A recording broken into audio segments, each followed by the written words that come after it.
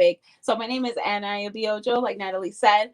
I am a speaker and author, a mental health coaching consultant, as well as the host of the Community Well podcast, all things mental health, but especially as it pertains to wives and moms.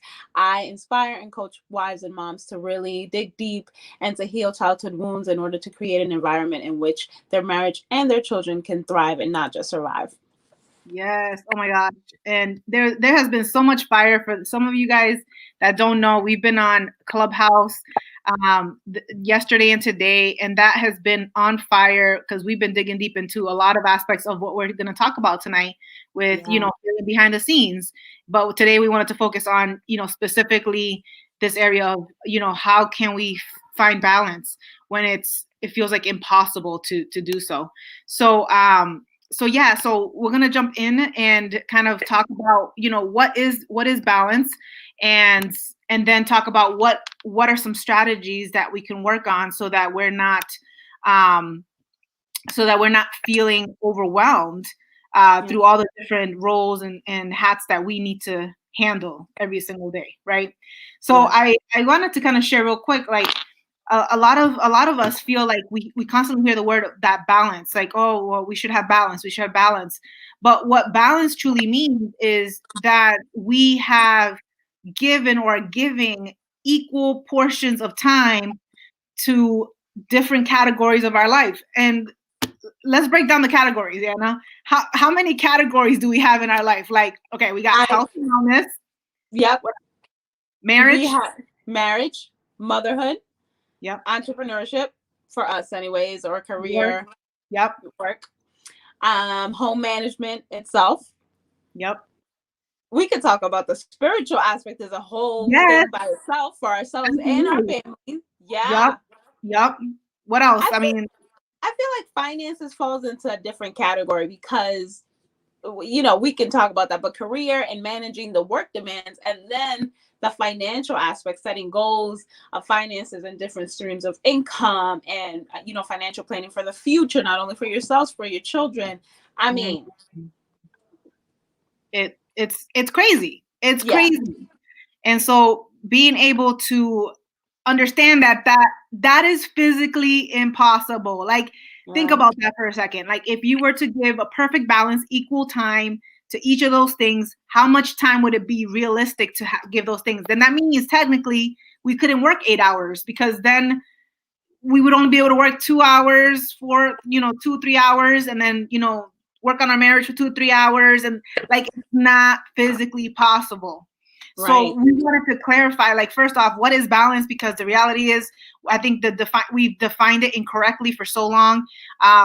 And so that's a myth. There is no way for us to achieve that. So what are we actually aiming for?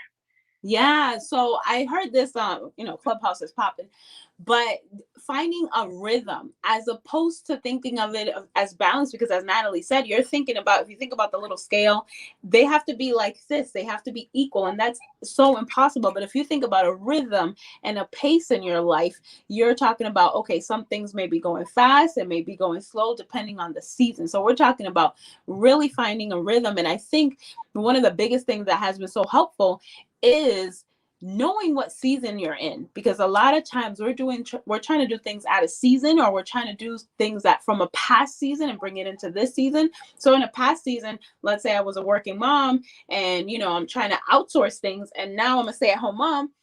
The outsourcing looks a little bit different because now you have to focus on finances and kind of pivot, right? And so that aspect of finding rhythm, identifying the season, and really pivoting to what are the things that need the most attention in that season. Yes, I like that word. I love that word, rhythm. How can you get into a rhythm with the things that you're doing? The other one I've heard is harmony. Yeah. So I think harmony, like, it has to do with that, like, musical, like, artistry, like, that's where the skill comes in, and where we need to learn how to have that rhythm, how to have that harmony. And harmony is more like, how can these different responsibilities play together? How can they, complement each other, feed off each other, and do so in a way that you feel good at the end of the day. And that can be different for every single person. So what I feel good with, you may not feel good with. You'll be like, man, I feel like I need to get more time in this area than you do. And okay, then that's great. Like, I'm glad that you that's what you feel you need, right? So it's being self-aware of what you personally need and what is harmony, what's rhythm for you, what actually brings you joy, before you start to like look at everybody else's schedule and everybody else's patterns and thinking like, oh shoot, my life has to look like that. Oh, it has to be set up that way. Like, I'm not a sports mom. Like, I'm not a mom who takes her kids to sports. Like, as a matter of fact, I designated that to my husband, because I was like, I am not a soccer mom. I don't like that whole running around thing and picking up and, and going to sports. That's just not that's not part of my harmony. That's not part of my rhythm, right? And my husband loves it, right? He loves it. So, like, sometimes, and I've seen other moms where I'm like, and I look at them like, man, am I failing? Am I doing something wrong? Because I don't like doing that stuff, So, like, understanding what your passion is and what brings you joy. So, like, if I were to spend hours upon hours, right, going to sports games and bringing my kids to all this, and it doesn't bring me joy, then talk about it. You're not aligning yourself with your values and beliefs. And so that's where, the foundation comes from, is you got to be sure that all the things that you do on a daily basis, right? You have your values, right? And we'll talk about that in a second. What does that mean? Like, values on what? Values for what? But you have values, and then you have to have like this parallel going on with your values and your daily actions. Are they aligned? If not, then that's where you see that, kind of clashing or kind of going apart. So it becomes more difficult for us to find that joy and peace, and then we just build that anxiety, we build that sadness and dissatisfaction. We can go on and on and on about that, but yeah, that's where I feel like, we have to be aware, like, what brings you joy, and then you kind of have to start developing that rhythm around those things that bring you joy. Obviously, some of those things are just straight up responsibilities that we have to do, right? Home management is just one of those things we have to do. So how do we harmonize with home management and the things we don't really like and are mandatory? Right. Listen, that's a whole different thing. But I love what you were saying about the sports and things like that, because I'm like a football mom, a basketball mom, even though I don't know that much about sports. But I love, like, just seeing my kid and taking him everywhere and having those conversations in the car. Like, I love all that. But you also hit on an important thing that I think is priority, which is that of knowing your values. I think that when you know your mission, your vision, and your values as a family, it constantly keeps you in alignment, because there's constantly going to be a bunch of things out there. You should be doing this, you should be doing that. But if it's out of alignment with what my family values, then why am I doing that? You know what I mean? And so it's so important to have that to keep you grounded as well. Because it's like, if we want to have a peaceful home, but constantly running to these different things makes us, constantly fight or feel like we're in chaos, then you're out of alignment, and then everybody's going to be drained. But yeah, when it comes to home management, I think it depends on where you're at too. I am the queen of outsourcing, even when it comes to home management, right? Like, I remember every season of my life, I've outsourced something. Like, there was one time, where was it? I was in grad school. I was working full time, so we outsourced laundry. I don't got time to be doing laundry. You know what I mean? Like, being creative about the things that we have to do. We have to do home management. We have to take care of our home, but we don't always necessarily have to do it on our own. Right now with COVID, we do, because you know what? At least I don't want people in my house. I don't want people touching my stuff. Sorry. So right now, yes, we do. But I think depending on, the situation, outsourcing that stuff. And sometimes you can go and you can find, like, let's say a neighbor, and you guys can switch stuff, right? If you're really good at something and they love something, you guys can cook and figure out village type mode, what you can do. But if we're talking about now in real life, I think it's all about having a schedule and having, for me at least, having everybody in the house have a responsibility. Because now my boys are 10 and 8. And so for them, they're kind of like, we had to pivot from them being younger, having no activities, and they were like, cleaning toilets at like 4. They thought it was fun, right? Then they went into sports, which was really demanding, and chores kind of started like, and now they're back into it. It's like, no, you're 10 years old, you're capable of cleaning the family car, and you're learning responsibility and you're learning discipline, which is one of the biggest things that I know for a lot of us, we didn't learn when we were younger that we were supposed to learn. And so one of the things that successful people do when they talk about building discipline and small habits, like making your bed every single day in the morning. And there's still some adults that don't do that, you know what I mean? So teaching our kids what they can do at their age capacity to home management, and everybody having a zone. We call them zones in our house. Everybody has a zone. Everybody has an assignment. This is your responsibility. Boom.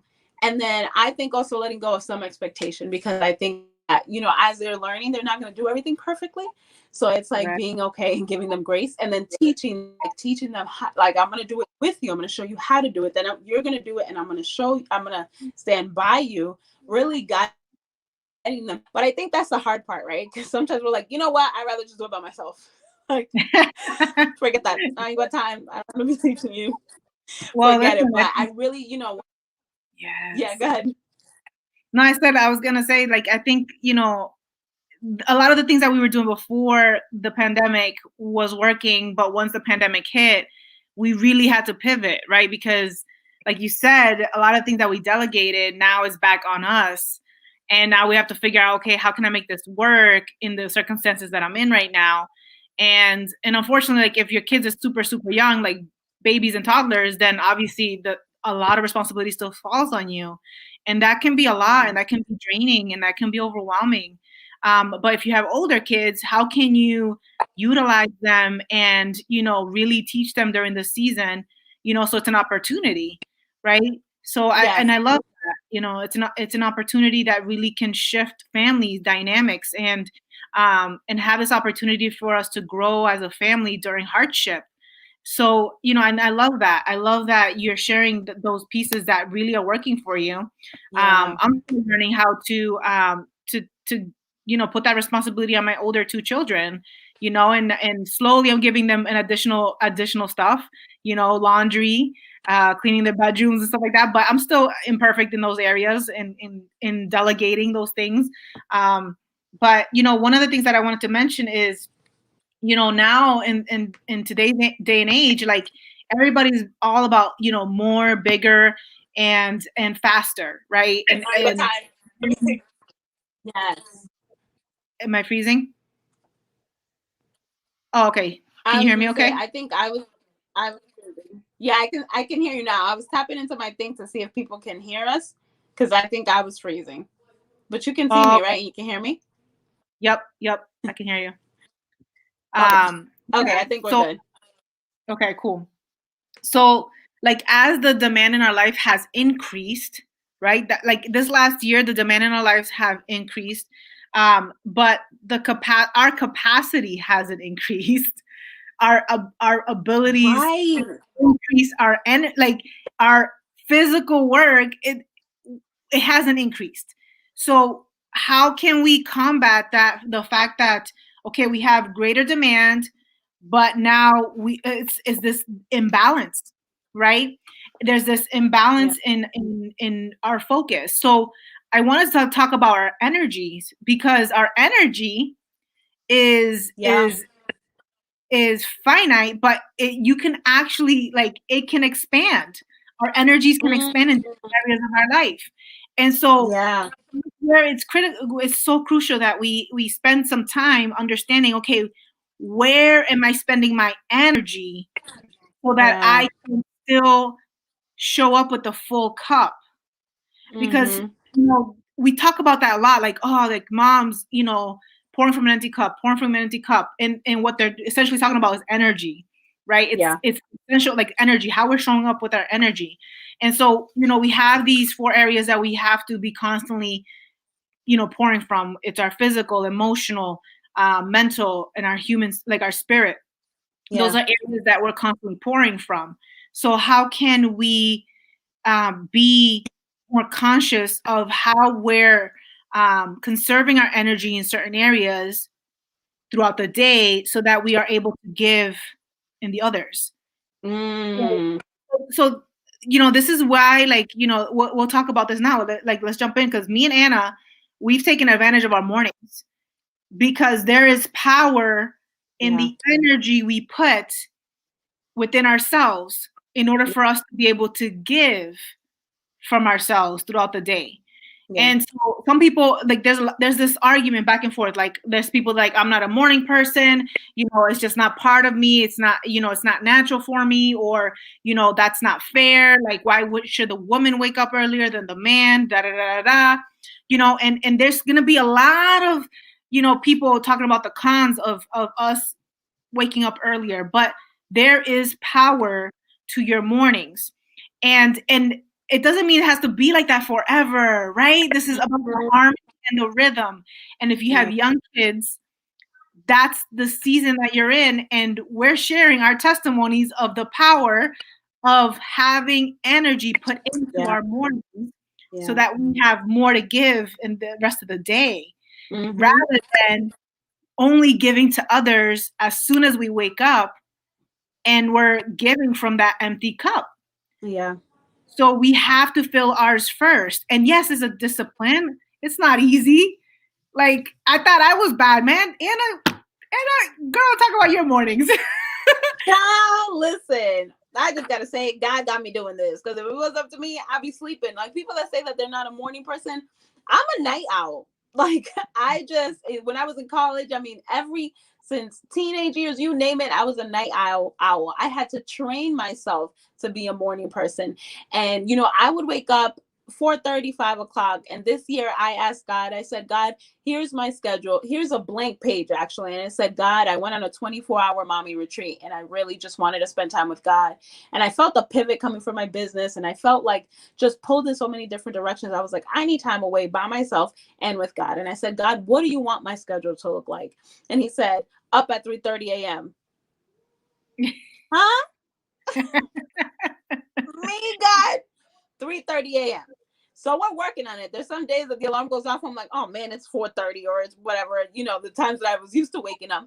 But I've been consistently waking up at 3:30, and it's such a powerful, powerful time, because that's like literally 4 to 5 hours of time with God.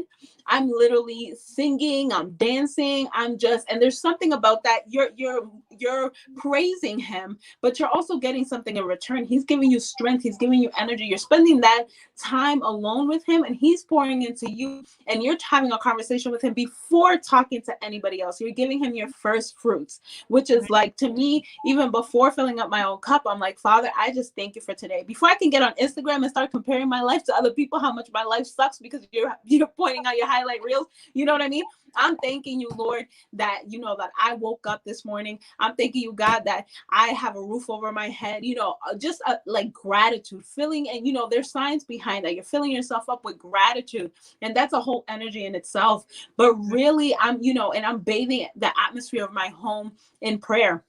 I'm going around every corner. I'm praying in the kitchen. May the food that we eat bring you glory. May, when we sit at the table, may there be peace. May there be no strife in the name of Jesus. And I'm going around every space and place, and in that moment too, God is giving me strategy. He's giving me strategy how to be a better wife, how to be a better mother, who to extend, who to text. Like, sometimes I can have too much on my mind, y'all. And I love my friends. I love my people.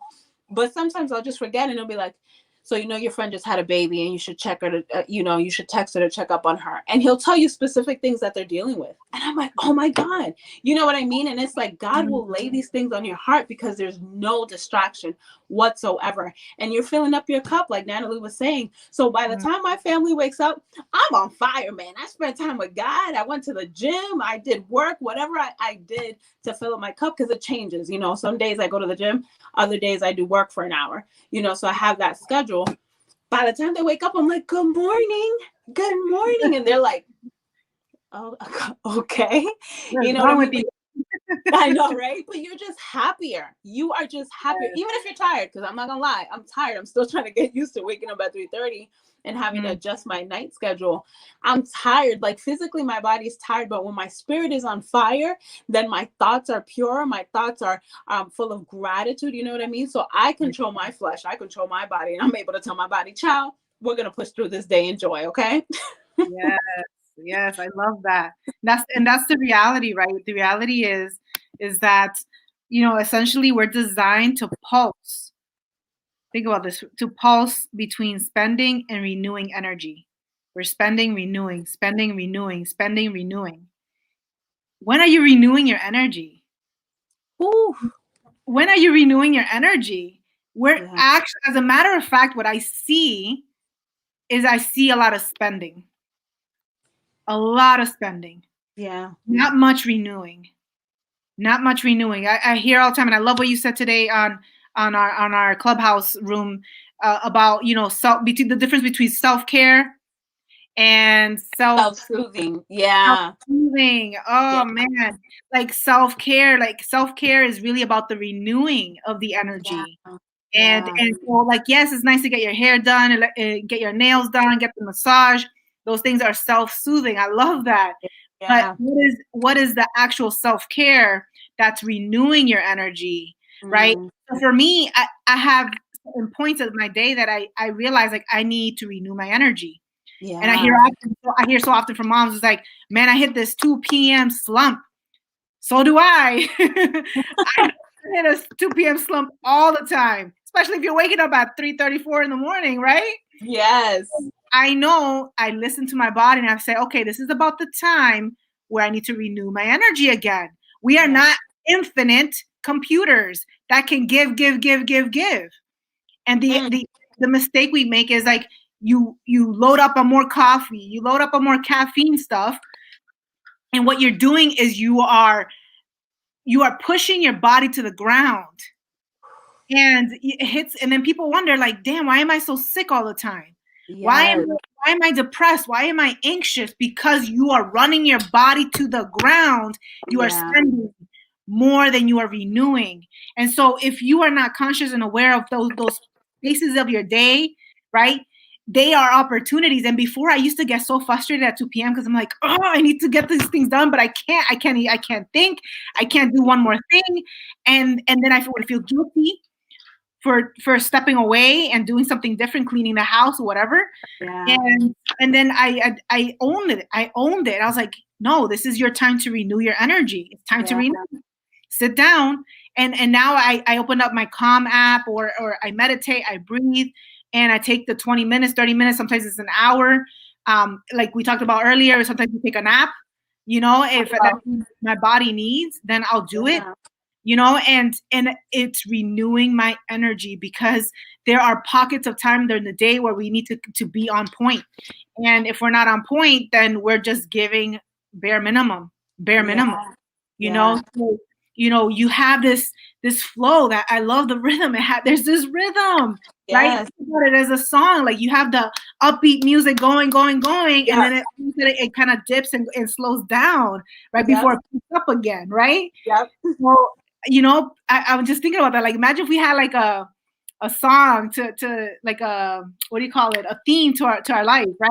Like if you had a go-to song that mimics your lifestyle so that you can put it on to remind you, oh shoot, wait, this is the time to energize myself. Bring me back. Yes. I feel like some people would have like a boom, boom, boom, boom, boom, just a constant like go. And that's what people are doing. Can you imagine? And that's what, like, if you do like an analogy and like put people's lives into music, that's what they're trying to do. Is they're trying to bump all day long. Yes. But that is not sustainable. That is not sustainable. I try to go for like this worship, like a hyped worship where there's moments of like, yes, and then you're like, hallelujah. You know what I mean? Like, I'm hyped, and then we're just gonna go to a soft hallelujah, okay? I gotta think about even like, because I was thinking about, I'm Dominican, so I gotta think about the bachata and the merengue. You can't stay like, even if back in the days when you would party, it would go from a fast merengue or merengue ripiao, and then all of a sudden it would go to a bachata or a slow dance, whatever rhythm you got to think about. But it's like you can't constantly be on this like doom doom doom doom doom. And I've seen people do it, and you know, I won't put her on blast, but I'm thinking about a person that just goes, and I'm like, and you know, sometimes what it is too, it's what we grew up seeing. Mm-hmm. But it can also be, you know, mental health issues, because when you stop and you go slow, you know, the anxiety, it just hits you. You know, the depression hits you even more. So sometimes you don't want to deal with all that. And I'm saying that because when I struggled with PTSD and severe depression, the pockets of energy that I had, because it was pockets when I was like really deep in the depression, I couldn't even move. But there was points where I was like, I don't want to feel. So I'm gonna go. And then the other part of that too is knowing who you are, which is part of self-care, is really digging deep in who did God create me to be. So I'm a highly sensitive and I'm an empath. And so I know that now I take on energy from people. Even if I'm on the call with you and you're amped right now, I feel your excitedness. So I'm like this, you know, like I'll feel your excitement. If you're sad, I feel it. You know what I mean? So for people that are empaths that are highly sensitive, you really have to know, because your environment affects you. You know what I mean? And so then you're hyped and you're on 100 and it's not really you, because you're not able to, you know, it's a gifting that God calls you. You're not able to control your gifting because you don't know who you are. Yes, yes. I love You know? that. It's so true. And so being able to be self-aware of those things when it's happening, Yeah. we need to take inventory Yeah. throughout our day, and giving ourselves permission to Mhm. slow down. And Yeah. you're right about the mental health, because I used to do the same thing too. Um, and I remember one of my coaches telling me, because I was having issues with eating. Like I was Mm. there was pockets of my day where I was like just munching like crazy, and Yeah. just like, well, have you ever thought of like slowing down and meditating before you start munching? And at the time I was scared. I was like, I don't know if I want to. I don't know if I want to sit in my feelings. And I think I lost. We'll have her coming in a second. So, I felt like I was losing myself in my feelings. And so, hey, I'm bringing you in, Anna. Okay. Yeah, Sorry. no worries. My alarm was telling me to go to bed. Speaking of bedtime, this is my bedtime too. We're past our bedtime, ladies, for y'all, because we're serving. Listen, I know we love y'all, so we're staying past our bedtime. But I was thinking, yeah, so like for me, it was hard for me to slow down, to be in my feelings when I was getting those cravings, because I Yeah. knew like I didn't want to face those feelings. I almost wanted to ignore them, and I was coping with food. Um, Yeah. so that's where I feel like, I was starting to slowly learn about the fact of, okay, you know what, like, yes, it sucks to be in your feelings and to sit in it and figure out, what are you feeling, what is it making you do. For me, it's heart palpitations, it's that stomach ache, it's the nausea, and I had to sit in that, and I'm still sitting in that some days, and it's so hard. But no matter how hard it is, there's a huge reward from doing it, because not only are you teaching yourself how to manage your emotions, and your energy, you can then teach it to others, to your family, right?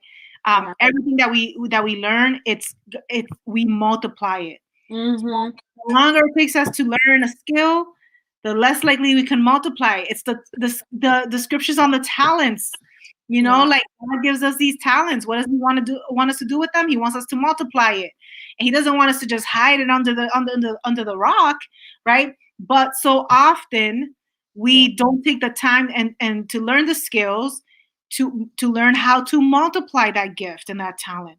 And Yeah. so, because again, it takes work, it's sacrifice, it's uncomfortable.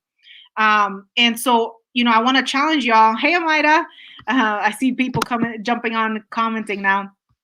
And so, yeah, I want, I feel like there's so much power in that, in being able to be self-aware and having that time. That mental health piece is huge with, you pushing yourself constantly. Like, yeah, that is a side effect Yeah. of that. So important. Now I have a question here. Yeah. Jami's asking, how can you, as working women, manage your work-life balance during COVID-19? Yeah, so that's kind of what we're talking about. Just the amount of responsibility that has been put back on us during COVID has been an imbalance. Yeah. It's literally been an imbalance. COVID honestly has, in the news, there's articles upon articles stating that women have been the ones who have been mostly impacted by COVID-19, because Yeah. we hold 80% of the responsibility in the home and outside the home. you Yeah. know and most women are working nowadays. So there's a lot of women that have lost jobs. There are a lot of women that have had to reduce hours. There's a lot of women who continue to work the hours while still doing everything else. Yeah. um, have increased depression, increased anxiety. So there's a lot of factors that are going on right now, and it's really hard. Like, it's and this, again, that's why we're jumping on here to kind of walk you through understanding that that's just the reality that we're in right now. Yeah. How can we cope? Yeah, and I don't know if you were on earlier, Yami, but we were talking about, and I know it's so hard, but the waking up early and really pouring into yourself, and like, being in control of that energy, that first energy, because if the first thing you're doing is like, I'm gonna roll over, get the kids dressed, or like, whatever else, you're gonna be running on fumes. So I really think there is so much. I know Natalie does, and Natalie does, she pours into herself, and then she does a little bit of home management. You know what I mean? So finding something that works for you, a schedule and a flow, right, in a rhythm. You gotta know the season that you're in right now, because it's different for everyone. Natalie's a full-time entrepreneur. We're talking about this on Clubhouse. She's a full-time entrepreneur. She's a wife and a mom. But I'm a wife and a mom as well, but I'm homeschooling, and I'm also a part-time entrepreneur. So the demands are a little bit different.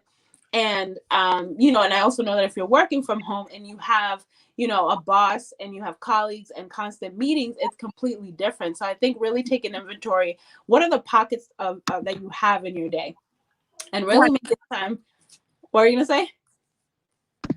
Keep going. Sorry. Oh, no worries. And then really taking inventory of your day. What are the pockets of time that you have? Like, if you have a lunch break, if you have time in the morning, if you have time in the evening. If I were to be working like full time, not that it would be perfect, I would still wake up early in the morning, pour into myself, because that's important to me. I would do whatever 5, 10, 15 minutes of, like, I like doing whole house pickups, where I go with a laundry basket and I'm like picking up stuff. So it's not clean, but it because the mess, it just gives us anxiety, no matter who you are. You know what I mean? If you're a perfectionist, it gives you even more anxiety.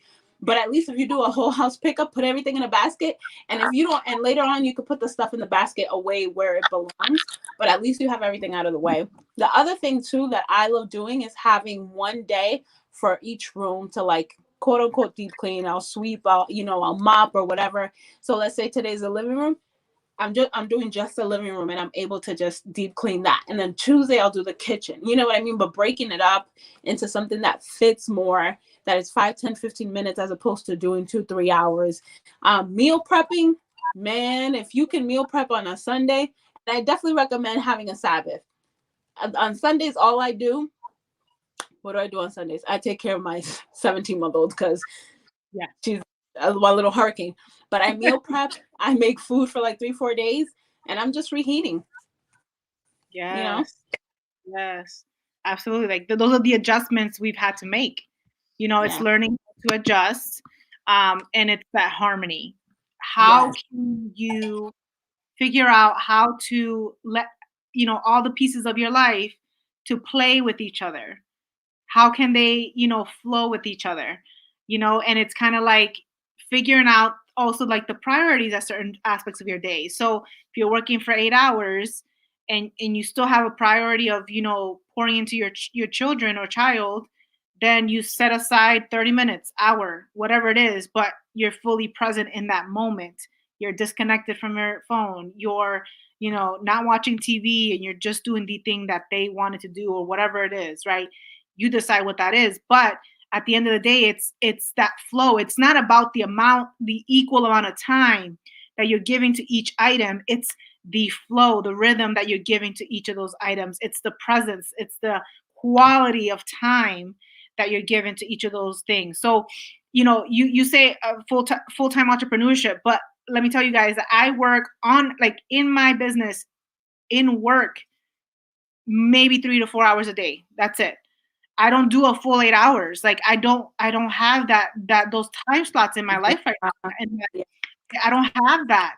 And so that's where I had to figure out a rhythm. And so for me, it was the morning time slot. And let me tell you, like, it took me in the last 9 months, I had to readjust the way I was doing things, because now I had the kids at home. Yes. So that's when I realized, okay, shoot, my kids are home, remote learning. I have to be present for some aspect of that. I'm getting interrupted constantly. So I was like trying to do work in the middle of the day. That didn't work. I was trying to do work in the evenings. I was exhausted by then. I wasn't doing my work. I was procrastinating constantly. So then I was like, all right, let me try the morning, and I think it was the same thing through prayer or studying that I got, like, I was like, you need to get up at this certain time. And then realize, like, oh shoot, I had to wake up at 4 so I can do my 1 hour of prayer and studying. And then I have 2 hours of my business in the morning. 5 to 7 is my business hour. That's when I sit down and actually work uninterrupted. It feels amazing. And then from 7 to 9, it's prepping the breakfast and foods and my exercise time. So I'm still pouring into myself, even though I'm spending a little bit of my energy, my kids in the morning for breakfast and all that stuff and prepping them. I'm still then renewing my energy again at 2 o'clock. Yeah. So you gotta see those pockets. Am I renewing myself throughout the day? Yeah. And that's what ended up working. So now I work, like, technically from 4 a.m. to 1 p.m. And then, on rare occasions, I'll have an evening like this, but it's not all the time. So that's where that flow happens. You kind of go up and down. And so I have to adjust tomorrow a little bit, or just lack a little bit of sleep. you know? Yeah, I completely agree. And that's the other thing. It's that every single day is not the same, right? Because even though I'm waking up at 3:30, I have to adjust, and like tonight I'll go to bed later, so I might wake up a little bit later. But also, we were on Clubhouse earlier, and then we're doing this, so I put a little bit more energy, let's say, into business, into work, and pouring out in ministry. Then tomorrow, I planned. My kids are on vacation, even though Oh shoot, you froze. Hey Anna, you froze. Hold up, let me text her. All right, while she gets back on. So yes, Omaira, you're welcome for us sharing. Hopefully you can still hear me, guys. But yes, absolutely. That's the point, is that we want to kind of teach you how sometimes we have to adjust our schedules, and be able to, figure out that flow as each day comes. And so again, it's not about the perfect balance. It's really about, understanding what you need at the moment. So, this is where it's so critical for us to be able to be self-aware. And it's okay. It's okay for us to slow down and, take the time to reflect. Like, the beginning of between June and August last year, I took sort of a sabbatical from work. I wasn't really, I wasn't really working hardcore. I was just I unplugged myself because I was burnt out, and I had that opportunity to do that. But I also, hey, you're back. I'm back. So I'm just sharing, how, like, from all summer last year, I kind of took a sabbatical, like being self-aware that I was burnt out. And, when you're trying to figure out new routines, and you're in that transitional season where things are transitioning, things are pivoting. You have to understand what you need at the moment. And here's the thing, guys, is usually what you need is going to require some type of sacrifice. It's going to require some financial sacrifice, maybe an investment of time. Every pivot in my life that I've had, especially as a mom, you know, has required a huge sacrifice on my end. Yeah. I was like contemplating, managing this shift, right? I never worked out, I never tried to have a perfect balance because I understood it's impossible to have that. But I understood like there had to be some harmony, because when I noticed my depression increasing or my anxiety, that was a red flag for me that something is not aligned. And things had to shift. Yes. So take note, guys.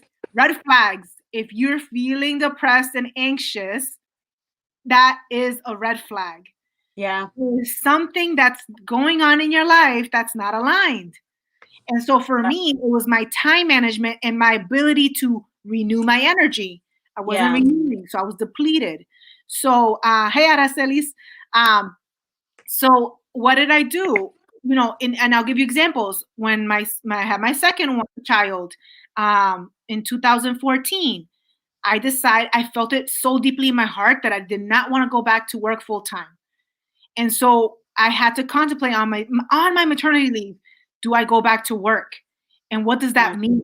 This means a huge financial cut in our family's finances. We had just bought a house. Like, are we willing to sacrifice this? What does that mean? Like, it was so much unknowns, but I knew in my heart, like, I was so unhappy in my job. Yeah. And if I continued there, I would continue that downward spiral and just be even worse off. Yeah. Right? So last summer, same thing. I had to pivot. I had to slow down. What did that mean? It again meant our finances took a hit.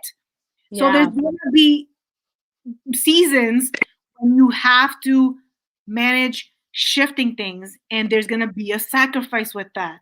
So that's the reality, right? And I think Ana can agree with me on that one. Yeah, absolutely. Listen, and I'm like, whoo, I felt that so hard, because I think sometimes we just, and I'm not saying we can't have it all, but I think the having it all looks a little different, right? Mm-hmm. So it's like, for me, I wanted to have peace of mind, and I was like, I'm not going into a job. We moved, from those of you that don't know me, we moved from Massachusetts to Atlanta, Georgia, in 2019, and I had just given birth while I was pregnant. And so I was like, for me, I know I'm not going to work. So it is having that, sacrificing, the savings that we had to, instead of buying a house, we're going to invest that in our family, because it is an investment. You know what I mean? Because had I, put her in a daycare and all these things and try to get a job in a new place, in a new environment where everybody was trying to get settled in, our family would have been in chaos. You know what I mean? But so it's also prioritizing what is most important in that moment. Is it the finances? That what can you do with the finances? Because ultimately, if you're miserable and unhappy and burnt out, you're going to end up spending that on care, on medical care, on a therapist, on, medicine, you name it, because you're going to have to be coping with all these, medical issues and emotional issues. Whereas I stayed home and I was able to be home and help, the kids, and even help my husband, because he needed support. He was starting a whole new job in a whole different place, and, take care of myself, because I just had a whole human being. So, definitely sacrificing. And, when I was in grad school, the same thing. It was like, okay, so what are we sacrificing in this moment? And we sacrificed a lot of, the eating out and everything like that, and some of the luxuries, because we were focused on the end goal, which was me getting my master's degree.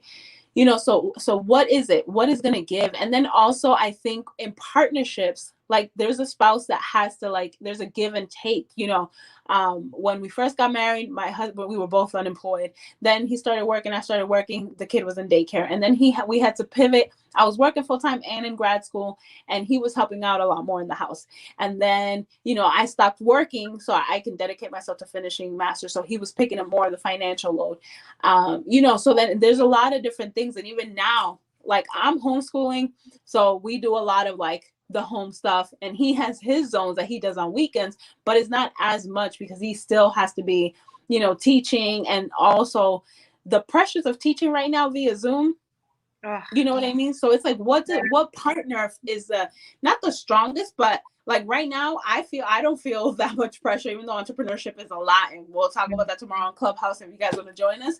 But I don't feel like that stress from that. Whereas he's teaching via Zoom, and that's a lot. So I'm like, in this moment right now, I can do more management, even though it falls on the women anyways, but I can do more, you know what I mean? And so it pivots, it changes, and there's a dance that you have to find the rhythm for everybody in your home, and knowing what you have to sacrifice in that season. Yes, absolutely. That's what it is. It's that constant dance. And so if you're at this point where you are feeling overwhelmed, where you're feeling like things are hard to manage, this is where you have to sit and take inventory. I'm going to say that word constantly because it is inventory. You have to sit down, write down all your responsibilities. How much time are you spending on each of those things? Is it a realistic amount of time? Is that what your goal is to spend on those things? Right. And so that's where you have to, man, like so many people are holding so much, stress in their mind because they are not letting go and releasing those things on paper. Release the stress that you have in your mind on paper. Yeah. Release it. Brain dump it. Yes. You gotta do a brain dump. A brain dump is powerful because it's gonna allow you to release everything, one, and then two, kind of put things in categories so that you're like, okay, what is going on in my mind? What is it that I truly want right now in this season? What do I need? What do I want? And then kind of designing your schedule. Like people don't realize, like, you can design your schedule. Did you know that? Yes. You have that power. Yeah. You have the power. Like, so we give so much of our power to our employers. And it's so sad. And I'm so grateful I left the corporate / nursing world, because you are literally a slave to your schedule. And I knew right off the bat when I was working in a hospital, I was like, yeah, this is not going to be my life. Right. And I give props to my friends who continue in that atmosphere. But for me, I need freedom. And for me, freedom of time is worth every penny that I've lost in not working full time as a nurse with the amount of money I could have made as a nurse. You know what? I'm going to make that back tenfold because I'm going to do it the way I wanted to do it. And I'm going to do it doing what I love to do. Yeah. It took a little longer, right? But it's still something that I love. And who doesn't want to, when you do something that you love, the money follows. The money follows. Absolutely. Yes. And so if you're chasing the money, I'm sharing this because this is where the imbalance comes, where we're so focused on our bills, we're so focused on money that there becomes this huge imbalance, right? There's going to be imbalance in our life, but then it becomes so disproportionate that then we have these high expectations of ourselves. Like, I need to work more hours so I can pay extra stuff. And then we let go of everything else. And so that's also not good, right? Like, it's not good for us to let go of our home responsibilities, of our children, of our spouse, our relationships. So that's why you have to look at, okay, is the job that I currently have, my schedule, is it ideal for the season that I'm in? Yeah. And so some people are bold enough to walk away from it. And others are so scared that they rather be in the pain than letting go. And so, man, if we're sitting here as two women who let go, and let God take control and say, you know what, we're putting our faith, we know what our talents are, God, and you have let us know what our gifts and talents are. All right, we're going to learn the skills to multiply it. Yes. And we can figure out how to turn this into a financial wealth opportunity. Yeah. But it came with the sacrifice. It came with letting go. And so as women, we have this opportunity, guys, to let go.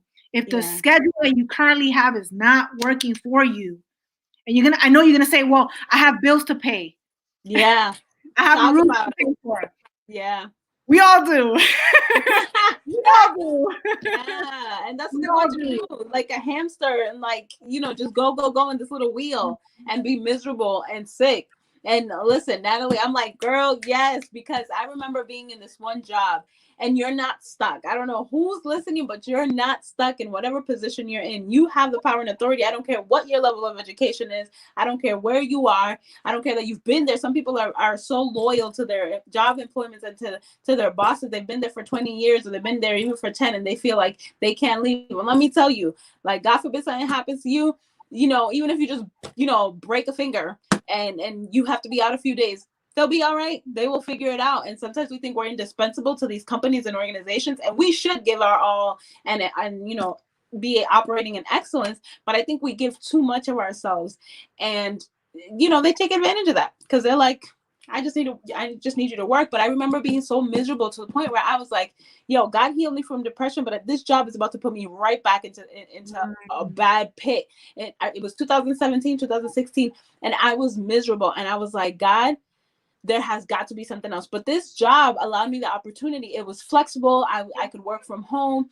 I could pick up my kids. And I was like, where am I going to find a job like this, God? This is like, it has so many like luxuries, even though I'm miserable, literally miserable. My boss was making me miserable, but it was like so bad. And it was a toxic environment. And I was like, there has to be something different. And I remember making the decision, and I was like, you know what? I'm going to update my files. I'm going to clean up my desk. I'm preparing because you have something else better for me, God. I'm going to prepare. And I remember going to my therapist and her being like, there are some other jobs out there. And I was like, really? Because it was, we can kind of do whatever we wanted as long as we did our job. But it was like, where are you going to find that flexibility? And y'all, I think it was Indeed.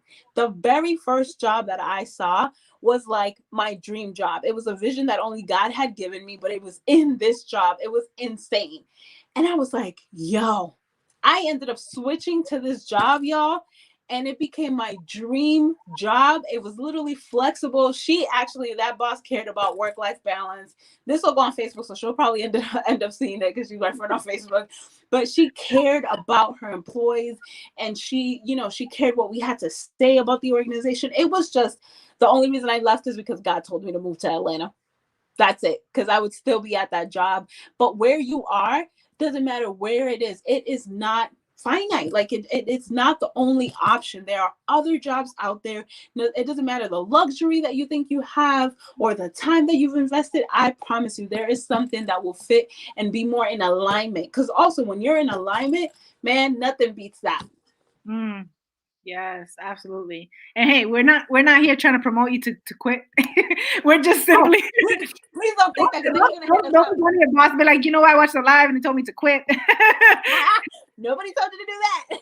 We're not saying that. We always believe in stability, right? And I've always had something going on to keep me stable while building my business. I'm glad you said that. Yeah, because absolutely, like and I've heard that from before. Like, well, okay, well, I'll do it. But I'm like, but I've never moved another step before having something to step onto. So my nursing job, I'm grateful for it because you know what, it has allowed me to cut down my hours to like very tiny amount and still build and still feel like I have cushion to fall on. And so and there was a point where I wanted to leave and walk away from it, but it didn't happen because I was like, nope, that's your cushion. Keep it. We need it there for now. And so I kept it. And it's been a blessing because I'm sure the added stress of no income as a buffer would have been an additional stress for me and our family, right?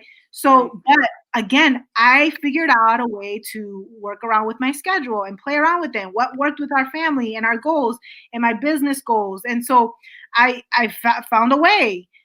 So where there's a will, there's a way, right? And so you have to but that's not going to happen until you release the stress, put it on paper, start thinking about what your ideal schedule will look like, start designing it. And you have the power to do that. Do not wait till somebody comes up and says, hey, by the way, I have this perfect position for you that's only Mondays, Wednesdays, and Fridays. And, you have healthcare and all these services. Nobody's ever going to do that for you. You have to go and search it yourself.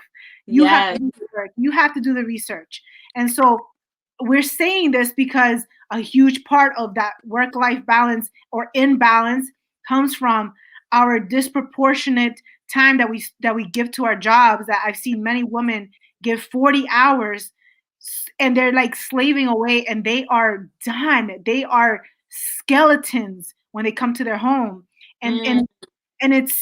and it's not work is important and work ethic is important, but imagine if you put that same work ethic into something that brings you joy and that allows you to have a schedule and design your own schedule that allows you to renew your energy. Yeah. In your body, like I know for me, I need naps. And if I can't get a job where I can nap, then I don't want it. I don't want it if I can't take a nap.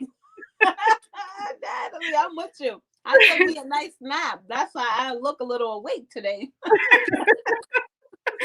I closed my eyes for like 15 minutes, but Me too. It felt like longer. It felt longer. And from 15, 20 minutes, that's all I need. I was like, and then my alarm goes off. I'm like, oh, okay.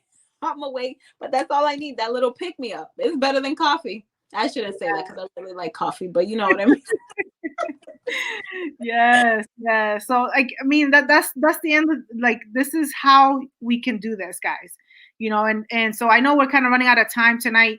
But what we hope to do, guys, is on Friday we're gonna have kind of a recap of this live, the shortened version, where we get to bring your questions and comments and other things that you're struggling with when it comes to work-life balance.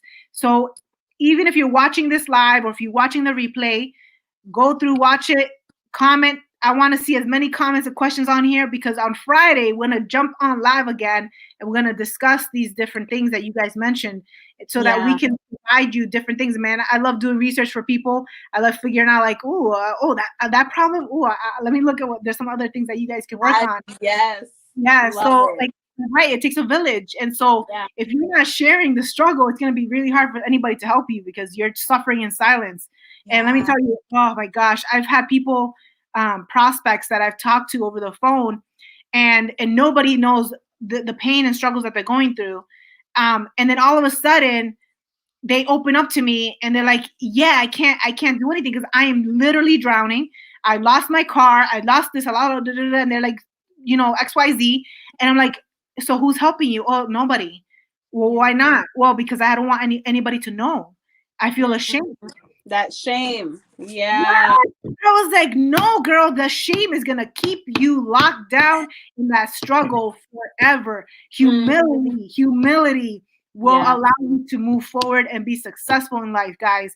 Humility. I don't care how bad life is for you. If you can open up to a village of women, doesn't matter. Yes, there are going to be people that are going to judge. There's always people that are going to judge. But if there's always going to be more people that are going to be there to support you and provide resources and ideas and things that you can do to get out of that faster. The reason why we're both here and we've been able to get out of our storms is because we relied on villages. We relied on coaches. We relied on services and resources, and we researched and we did the work. So don't sit in the pain. So if you're watching this and you're like, man, I'm struggling so hard in this area, comment, share it. Be open about it, and let's talk about it on Friday. I think we're on Friday at 11. 11, yeah. 11. Okay, so we'll be on StreamYard on the same page at 11. So again, if you guys have anything that you guys want us to add to the myth of work-life balance, we'll continue this conversation on then. And then we have, obviously, if any of you are on Clubhouse, I do have 3 new invitations. If any of you guys want to be in Clubhouse, shoot me a message so I can send you an invitation to Clubhouse, because the next 3 days we're going to continue the conversation on failing behind the scenes. We're going to be talking about entrepreneurship tomorrow. We're going to be talking about home management and then health and wellness. So all those pieces we're going to be talking into about the realities of failing behind the scenes. We're being raw, we're being real, just so that we can help and serve our communities to so they realize they're not alone.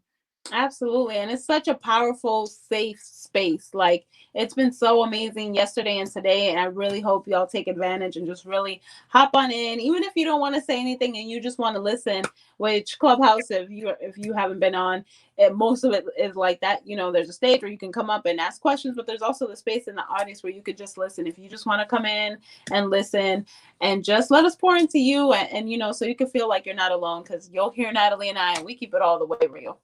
Yes, yes. So we'll be on there 12 what's our time? 1 to 2, 1 right? o'clock, yeah, 1 to 2.